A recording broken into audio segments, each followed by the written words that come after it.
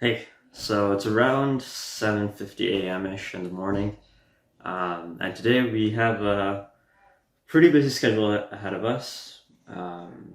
Starting off first with sending a few emails off to our team, and then working away on some research today. So today we're going to the lab, and we're going to be conducting a few lab protocols. So I'm excited to show you that.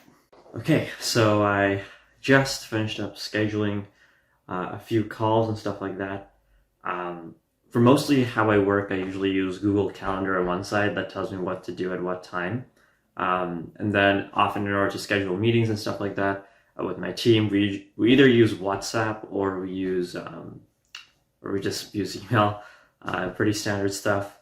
And yeah. So far the morning has been relatively light. And in a few hours or so, I'll be meeting up with a friend of mine, and we'll be having lunch together. So until then, see you then. So I'm right now at the university, and we'll be conducting some lab protocols today. So excited for that.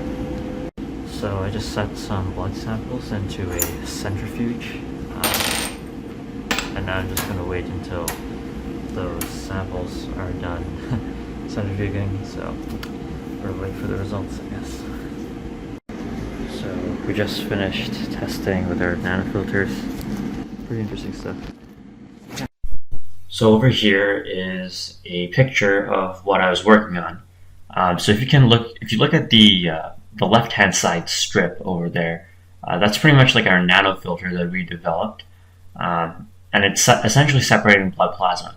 So if you look at the top right on the right-hand side strip of paper, you will see that the lighter colored fluid is pretty much plasma, and on the left-hand side, that's also the plasma. So our filter is able to separate the blood plasma effectively in around like 10 seconds compared to nearly 15 minutes on a centrifuge, which is shown on the right-hand side. And the dark red stuff at the bottom right-hand area is pretty much the hemocratic of the blood sample.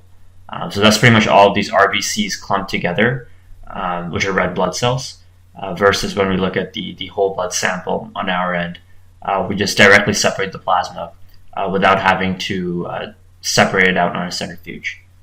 So yeah, and that's pretty much it for today's video. Thank you.